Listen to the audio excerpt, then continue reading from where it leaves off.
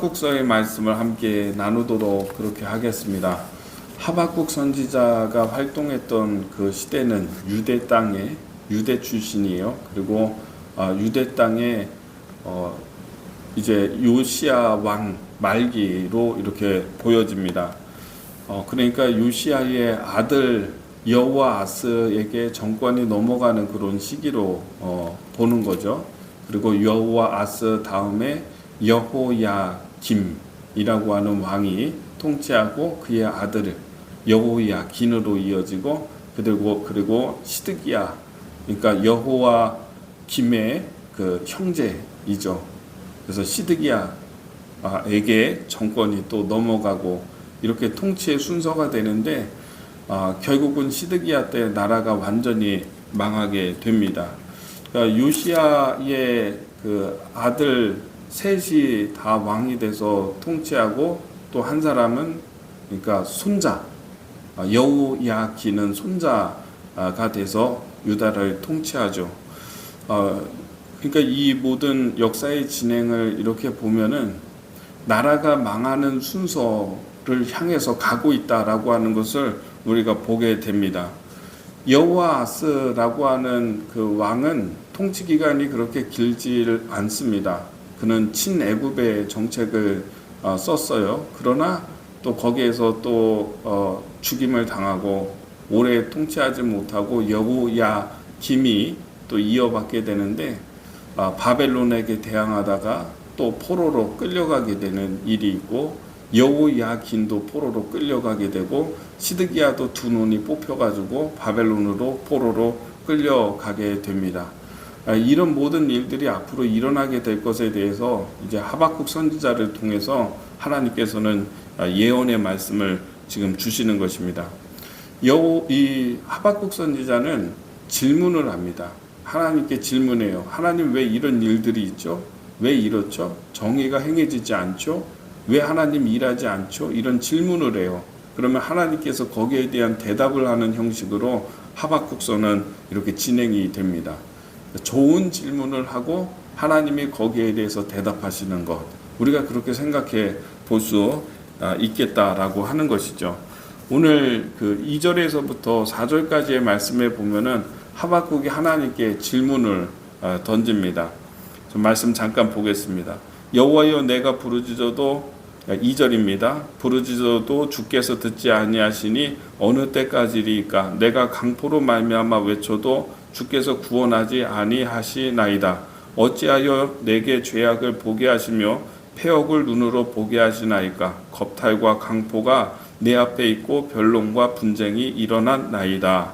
이러므로 율법이 해이하고 정의가 전혀 시행되지 못하오니 이는 악인이 의인을 애워쌌으므로 정의가 굳게 행하여 짐이니이다. 하나님 정의롭지 못합니다. 이렇게 의인들은 힘이 없고 악인들은 오히려 득세하고 악인들이 의인들을 다 이렇게 사로잡고 악인들은 길을 펴지 못하고 하나님의 율법은 기능을 하지 못하고 하나님의 정의는 도대체 어디 있습니까? 하나님이 살아계시다면 이런 일들이 왜 있습니까? 왜 이렇게 의인들이 핍박을 당하고 어려움을 당하는데도 하나님은 뭐 하십니까? 하나님이 왜 일을 안 하십니까? 이런 이야기를 하는 것입니다. 왜 하나님의 정의를 아무런 작용을 안 합니까? 하나님의 율법은 왜 이렇게 힘이 없습니까? 악인들이 저렇게 날뛰고 있는데 왜 하나님은 가만히 계십니까? 왜 일하지 않습니까? 당신의 일이 왜 진행되지 않습니까? 당신의 선하심은 왜 나타나질 않습니까? 이런 항변을 이제 하박국이 하는 것이죠. 그러니까 요시야 왕이 죽고 아마 여호아스 왕이 다스리고 또 여호야김이 다스리고 할 때 이때에 많이 혼란스럽고 하나님의 정의가 무너지고 의인들이 핍박을 당하는 것을 이 하박국이 보면서 그러면서 하나님 정의는 어디 갔냐고 이렇게 강하게 항변하면서 질문하는 것입니다. 왜 일하지 않습니까? 여러분, 우리도 세상에 좀 악한 거 보면은 그런 생각을 할 수도 있잖아요. 도대체 하나님이 살아계시는데 왜 저런 사람을 그냥 두지? 왜 하나님의 역사, 하나님의 일하심이 있다면 왜 나에게 이런 일들이 있지? 라고 하는 그런 질문, 이런 것들을 할 법하죠. 하박국이 한 겁니다, 이 시대에.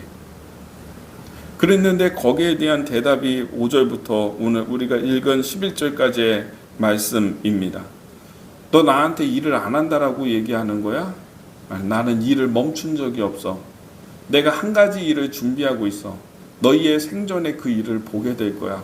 그리고 너희들이 놀라게 될 거야. 너희들이 상상하지도 못하는, 생각할 수도 없는 일들이 너희에게 이제 벌어질 거야. 너는 나에게 일 안 한다라고 얘기하는 거지, 지금 항변하는 거지? 아니, 나는 준비하고 있어. 내가 한 사람을 준비하고 있어. 내가 한 나라를 준비하고 있어.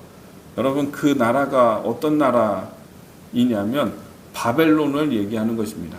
하나님이 내가 바벨론을 준비하고 있다는 것입니다. 좀 말씀을 통해서 볼까요? 5절에 여호와께서 이르시되 너희는 여러 나라를 보고 또 보고 놀라고 또 놀랄지어다. 너희의 생전에 내가 한 가지 일을 행할 것이라.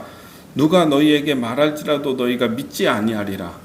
너희가 그 일이 벌어질 것에 대해서 예언자들이 예언해도 너희들이 잘 믿질 않을 거야. 이런 거죠.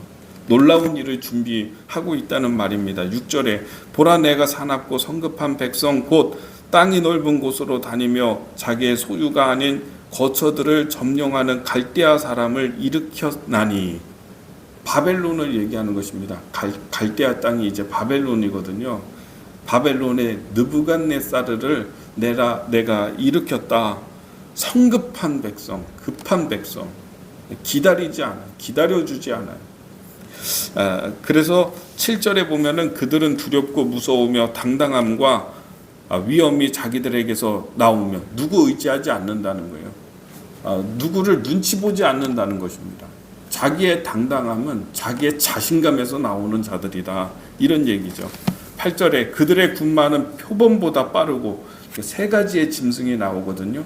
표범보다 빠르고, 이제 고대 사회 사람들은 표범이 빠르다라고 생각을 했던 것 같아요. 저녁에 이리보다 사나우며, 저녁 이리. 저녁 이리는 배가 고픈 거예요.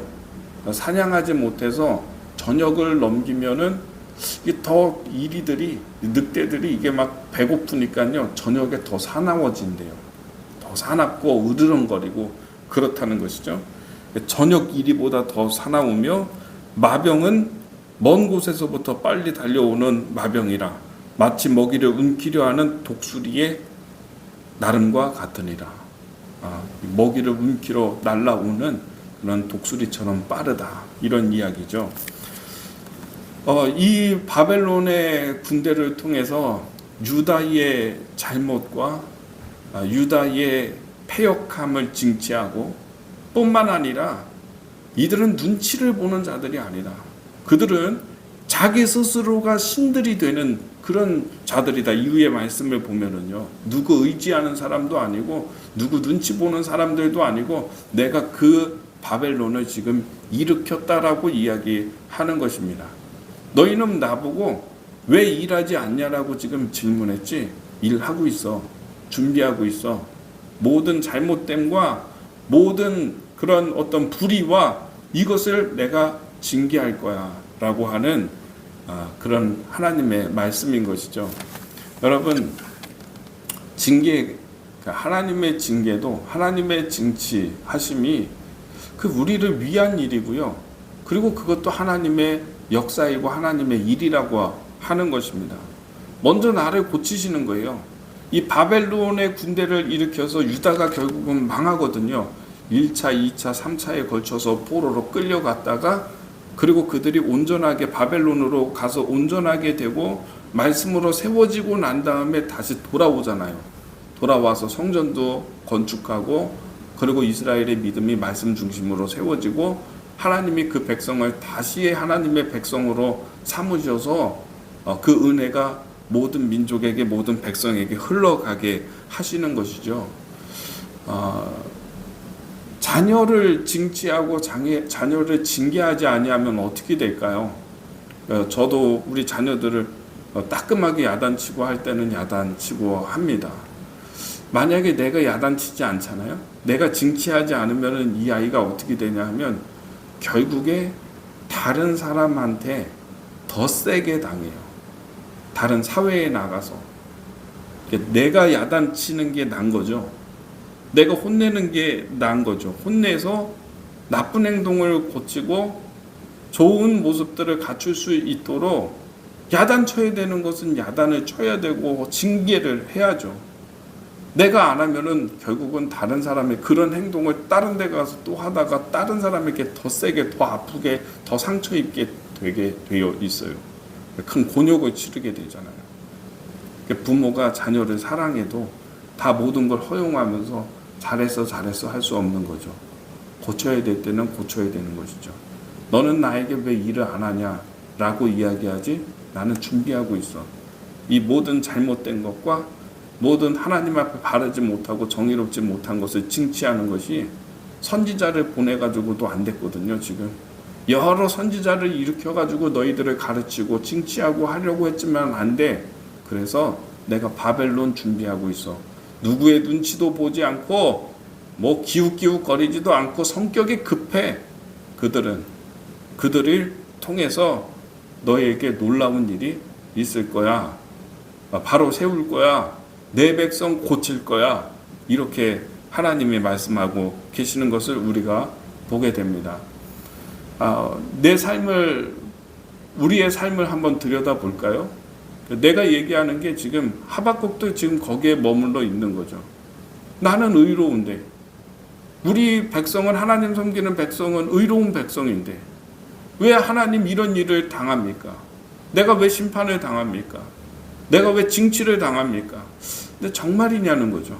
진짜 내가 정말 아름답고 의롭고 내 행실이 다 좋고 그러냐는 거죠. 아니라고 하는 것이 하나님이 해주시는 말씀인 것입니다. 여러분, 때로는 우리의 삶 가운데에서 하나님이 우리를 징치하시는 일이 있지만 그 징치하시는 것은 자기의 백성이기 때문에, 그리고 징치하시는 그 이유는 하나님의 백성으로 오히려 삼아주시려고, 온전케 하기 위해서, 그리고 하나님이 주시는 은혜와 복을 다 누리게 하기 위해서 하나님이 이렇게 때로는 나의 잘못을 다스리시고 징치하시고 심판하시고, 오늘 말씀해 보면 갈대아 사람을 준비하고 있어, 나는 일하고 있어. 하나님이 일하고 계세요.